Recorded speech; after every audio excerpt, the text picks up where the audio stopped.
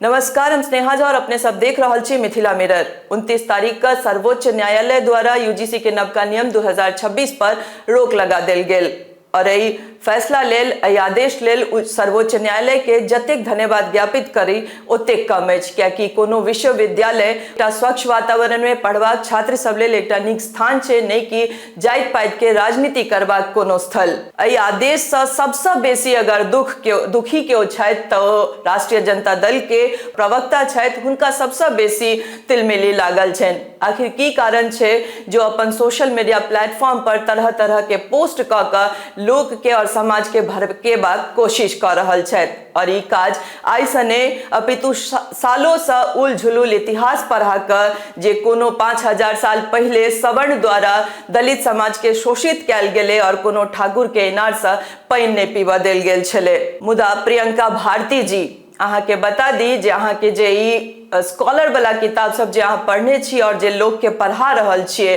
और समाज में जे अलग अलग गलत बात सिखा रहल छिए, ऐसा अहाँ के कोनो बड़ लाभ नहीं होय वाला अछि। चूंकि आई सर्वोच्च न्यायालय के जे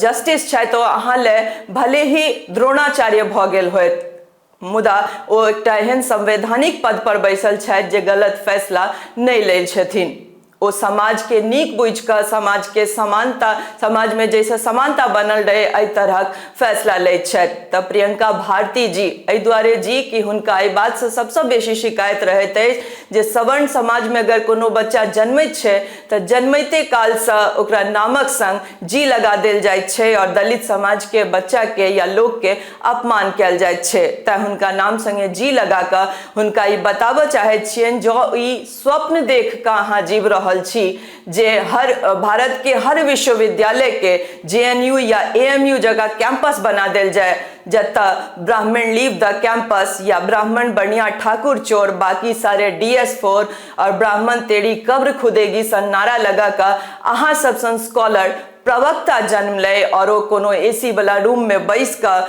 उल झुलुल बात बता कर लोकक मन मस्तिष्क में विष घोरबाक काज करे। तो हर छात्र के अहाँ जका कोनो लालू प्रसाद यादव के परिवार के अनुदान पर प्रवक्ता नहीं बनबाक छै। अलग अलग छात्र के अलग अलग स्वप्न छनि जकरा लऽ कऽ ओ सब विश्वविद्यालय में नामांकित होइत छथि। किनको IPS बनबाक छनि, किनको IAS बनबाक छनि, किनको अलग अलग अधिकारी के पद पर जाकर अपन परिवारक स्वप्न पूरा करबाक छनि, तो किनको IITN बनि कऽ बहुत नाम कमेबाक छनि। तो जरूरी नहीं छै जे हर केओ अहाँ जका राजनीति करे और सबके राजनीति में इंटरेस्ट होय। तो अहाँ के जे ई राजनीति है ओकरा इलेक्शन या इलेक्शन के परिणाम तक राखी, छात्र के कैंपस तक अनबाक कोशिश नहीं करी। जरूरत छै जे अहूँ के अपन सोच में सुधार अनबाक और जे कहानी अहाँ जे इतिहास अहाँ लोग के पढ़ा रहल छिए या समाज में जैसा विदेश पैदा कर रहल छिए तकरा रोकबाक। प्रियंका भारती जी,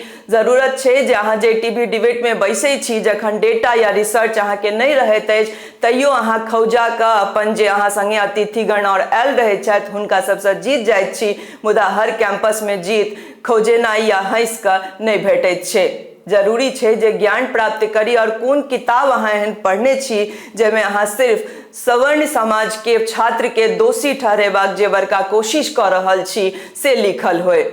जे पहले से कोनो कैंपस या कोनो यूनिवर्सिटी में एडमिशन ले से पहले ककरो घोषित आरोपी बना देल जाए और ककरो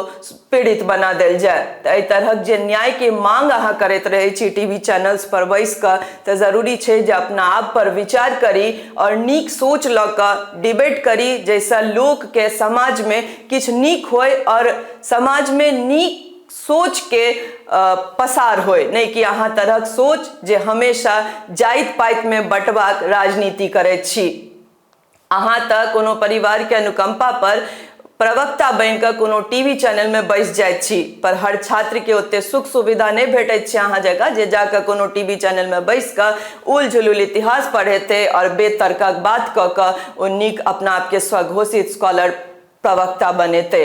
जरूरी छै छात्र सबके स्वच्छ वातावरण में और स्वस्थ वातावरण में पढ़ दियो और ओकरा सबके मित्र रह दियो। कॉलेज कैंपस के या यूनिवर्सिटी कैंपस के कुरुक्षेत्र बनाकर मित्र सँ मित्र के लड़ेबाक या भय सँ भय के लड़ेबाक जे राजनीति है या जे षड्यंत्र अहाँ सब रच रहल छी तकरा रोकबाक जरूरी छै और जरूरत छै जे अहाँ अपन जे अहाँ के मनसा है तकरा ताक पर रख दियो, कियाकि जहन जहन एहन भेदभावपूर्ण कानून या नियम बनायल जेतै त जरूरी छै जे विरोध हेतै और हर बेर जे एलिट वर्ग छै जकरा पढ़ै ले विश्वविद्यालय जेबाक छै ओ एतऽ विरोध करै ले सड़क पर उतरतै और तकर जे फल छै या ओकर फलस्वरूप ओहन ओहन कानून पर ओहन ओहन नियम पर रोक सेहो लगतै। भले अहाँ ओतुका चीफ जस्टिस ऑफ इंडिया के